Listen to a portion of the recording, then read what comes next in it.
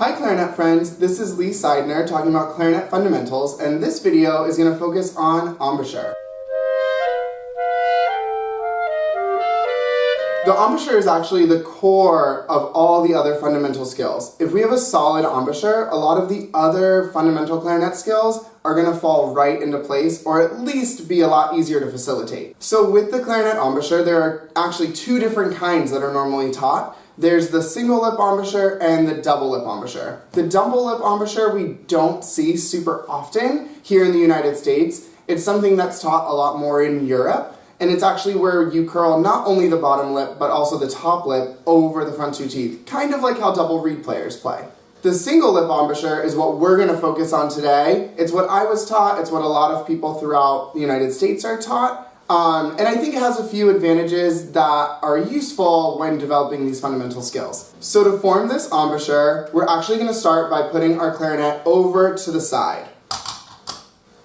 And it's going to look really goofy, we're going to make some weird faces, but I promise they're going to end up translating really, really well to the clarinet. So the first thing we're going to do is actually say the word glue. And as you can see, when we say that, glue, the corners come in, and our chin is already kind of flat, right? Glue. It brings everything in right there. That's step one. Easy. A word we know, and it sets up everything right where we need it. The second step is just to curl that bottom lip over the bottom teeth after saying the word glue. So if we say glue, glue, and curl over, the corners went back ever so slightly, and the chin is perfectly flat. You'll actually see a little square shape right in this part of the chin. So glue, curl, and we have the embouchure. Everything feels nice and secure, and we're good to go. So we just do those two steps and add the clarinet. But before we add the full clarinet, we're just going to take the barrel and the mouthpiece from the clarinet, so we have a little less we're dealing with. So now if we repeat that process while holding the mouthpiece and the barrel together, glue, curl, we just add it right in.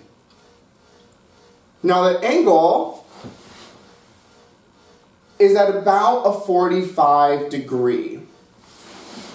If it's too close, we're going to pinch off the reed, and if it's too far, it's way too much air, we're going to have a very spread, open sound. So that 45 degree angle is really, really key. Now the amount of bottom lip that we're going to curl over is going to depend person to person. Everybody has different sized lips, and that's fine, but we still want to see some of the pink of our lips once it's curled over. If we see too much and it's kind of protruding out of the corners, then we haven't curled in enough. And if we don't see any pink of the lip, then we've curled in way too far and it's going to suffocate the reed. So the perfect amount, we just see a little bit of red still. So if we imitate, glue, curl, add, we're good to go. Now, if you're going to play a note with just the barrel and the mouthpiece, it should be an in-tune concert F sharp. So to double check that we're doing the embouchure correctly, you take your best friend, little metronome tuner right here, leave it on the stand, and you just play with just the barrel and the mouthpiece, making that beautiful embouchure, and seeing if you get an in-tune F sharp.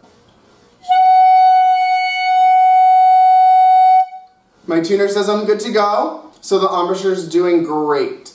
Now, if you're a little too high in the pitch, that's okay. We're just using a little bit too much pressure, which means that our lower jaw could be pushing too much on the reed and pinching it off. And if it's under pitch, you just want to make sure that the corners are nice and in to add that support that the reed will need. The firmness of the bottom lip is also going to be really impactful on the embouchure, and we want to make sure we have what I call the Goldilocks amount of firmness, right? If it's too soft, the reed is going to have too much cushion, and it's not going to be able to vibrate enough. It's going to be suffocated by the lip.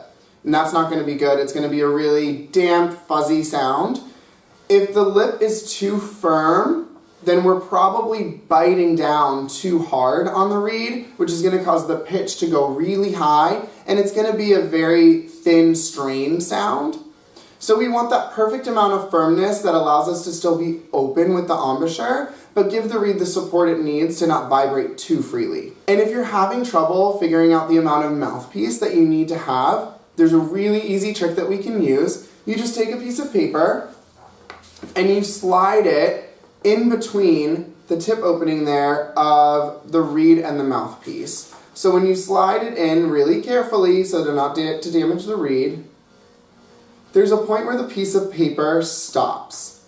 And when it stops, you can actually draw a little line with pencil if you need to make sure that you're using the right amount. Otherwise, you can just keep your thumb there since we have just the mouthpiece in the barrel.